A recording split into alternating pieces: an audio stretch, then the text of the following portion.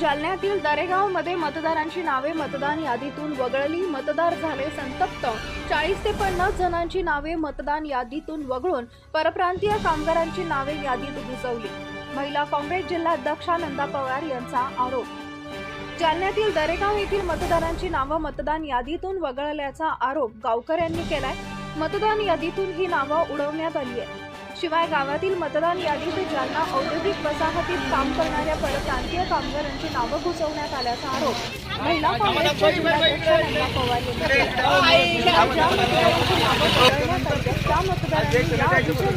मतदान केलं असल्याचं म्हटलंय. पण तक्रार करूनही मतदान करता येत नाही असा आरोप गावातील मतदारांनी केलाय. ताई, नेमके काय घोळ झाला या मतदान यादीमध्ये? दरेगावमध्ये आज लोकसभेचा मतदानाचा अधिकार गावकरी आपलं बजावत असताना ही मतदान यादी आहे. या यादीमध्ये बरेचसे लोकांच्या नाव अस्तित्वात असून सुद्धा यांच्या नावावर डिलीट हा शिक्कामोर्तब केलेला आहे. आणि बाहेरगावून जे आलेले परप्रांतीय म्हणजे इथं शेजारी MRDC आहे, म्हणजे ती भाजपवाल्याचीच आहे. ही सगळी खेळ भाजपवाल्यांची. त्या MRDCतले जे कामगार आहे परप्रांती ते या दरेगावमध्ये येऊन त्यांचा मतदानाचा अधिकार गाजवायले. पण इथले जे स्थानिक आहे, भूमिपुत्र आहेत, त्यांना इथं मतदानाचा अधिकार नाहीये. ही सरासर गावकऱ्यांवर अन्याय आहे. आणि ह्या आजी सकाळपासून स्वतःचं नाव शोधतात. गेल्या कितीतरी वर्षांनी आजी मतदानाचा अधिकार गाजवत होत्या, पण या लोकसभेला आजीचं मतदान मध्ये नाव नाही आलेलं. यादीमधून नाव वगळले गेलेले आणि परप्रांत्यांच्या सगळ्यांचे व्यवस्थित सविस्तर नाव आले. त्यांना पोलिंग चिट गेली, त्यांना मतदान ID मिळाला. हे सरासर भाजपवाल्याचे खेळी आहे.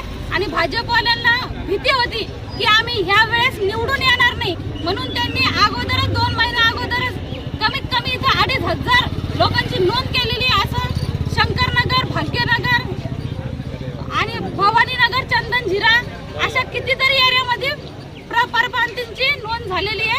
ही भाजपवाल्यांना जी भीती आहे आणि ती भीती नक्की पूर्ण होणार आहे. आणि त्यांना कल्याण काळे येणार आहे म्हणून त्यांना भीती होती, म्हणून त्यांनी ही नोंद करून ठेवलेली. आणि आज दरेगावच्या लोकांना मतदानापासून वंचित ठेवलेले आणि लोकशाहीवर एक परता लोकशाहीचा गळा दाबण्याचा प्रयत्न ही सरकार करत आहे. आणि इथलं शासन बी निकामी आहे, कारण की त्यांनी जे याद्या तयार केल्या त्या याद्यामधून कमीत कमी गावकऱ्याचे 40 लोकांचे नावं त्यांनी रद्द केलेले आणि परप्रांतीचे नाव याच्यात टाकलेले. आमचं शासनाला एकच मागणी, ताबडतोब आमचे नाव यादीमध्ये आले पाहिजे. अन्यथा आणि यांना मतदानाचा अधिकार गाजवता आला पाहिजे. आम्ही जिल्हाधिकाऱ्यांना फोन केला होता की आमचे नाव असे वगळलेले आणि आम्हाला मतदानाचा अधिकार दिला पाहिजे. आम्ही सकाळपासून लाईनीमध्ये इथले वरिष्ठ ज्येष्ठ नागरिक आहेत आणि बरेचसे तरुण पिढी आहे जे मतदानासाठी बूथवर गेलेले आहेत. त्यांचे नाव सकाळपासून सापडलेले नाहीये. आणि जिल्हाधिकारी आणि इथले सोनवणे साहेब जे नायब तहसीलदार आहेत त्यांना आम्ही विषय केला, ते उडवाउडीचे उत्तर देत आहेत, कारण की हे सगळी खेळ भाजपची आहे आणि ते भाजपला सपोर्ट करण्याचा प्रयत्न करत आहेत. काय नाव आपलं? मी नंदा पवार, काँग्रेस महिला जिल्हाध्यक्ष.